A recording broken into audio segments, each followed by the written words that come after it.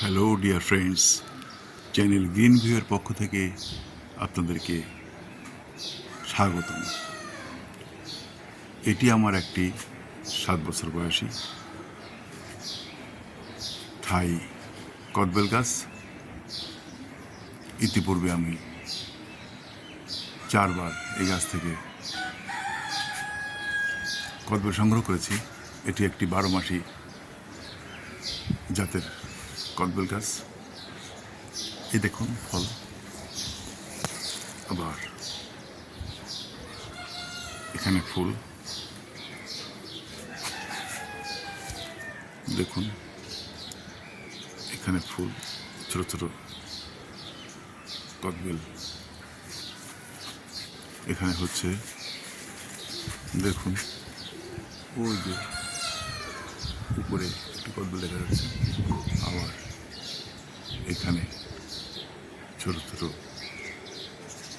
কদবেল দেখা যাচ্ছে। গাছের পুরোটা জুড়েই এই অসময়ে ফুল এসেছে এবং আশা করা যায় এখান থেকে বেশ কিছু ফল দাঁড়াবে। দেখুন, জৈব সার সমৃদ্ধ মাটি।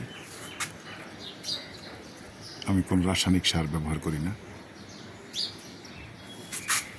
গোবর সার, vermicompost, kitchen waste compost, cow dung compost,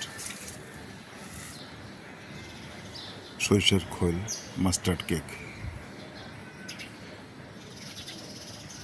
compost,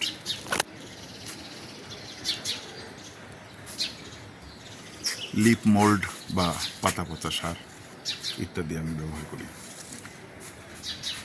পাকা কলার খোসা, পাকা কলা, পটাশিয়ামের খুব ভালো সোর্স হিসেবে আমি ওগুলো ব্যবহার করি।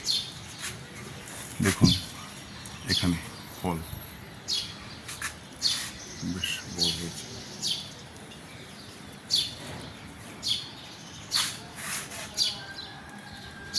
দেখুন, ফুল ফুল গাছেই সব জায়গায় ফুল দেখা যাচ্ছে।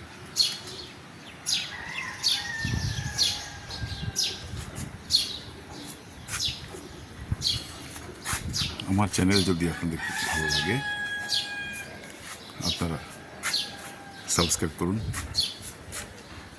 লাইক কমেন্ট শেয়ার করুন এবং আপনাদের বন্ধুদের আমার চ্যানেলে সম্পৃক্ত হতে অনুপ্রাণিত উৎসাহিত করুন। আমি যখনই কোনো রিভিউ দিব, যখনই কোনো ভিডিও আপলোড করব, সেটির সাথে সাথে আপনাদের কাছে পৌঁছে যাবে।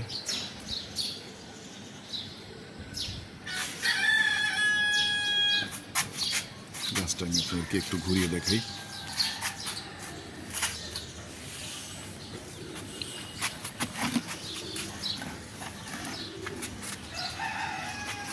দেখুন কি পরিমাণে ফুল হয়েছে। আশা করছি কিছু ফল এখান থেকে সেট হবে। অসময়ের কদবেল ইতিপূর্বেও আমি খেয়েছি। সিজনাল এবং অফ সিজনাল ফলের স্বাদে তেমন কোনো পার্থক্য নেই এবং এই কদবেল অত্যন্ত ভালো, সুস্বাদু, মিষ্ট। দেশি কদবেল যেমন একটু টক হয়, এই কদবেলে টক ভাবটা নেই বললেই চলে।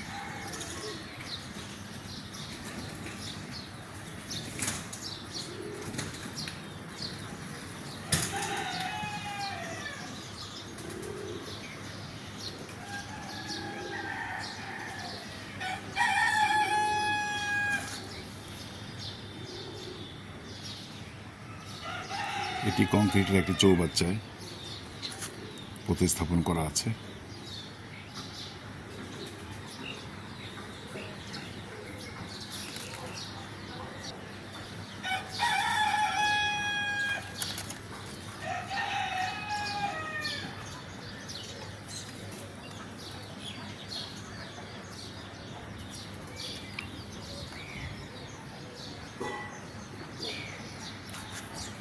আজকের মতো দেশে বিদেশে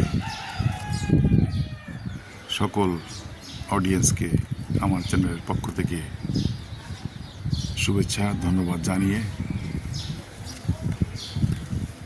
আবার দেখা হবে এই প্রত্যাশায় এখানেই বিদায় নিচ্ছি। আল্লাহ হাফেজ।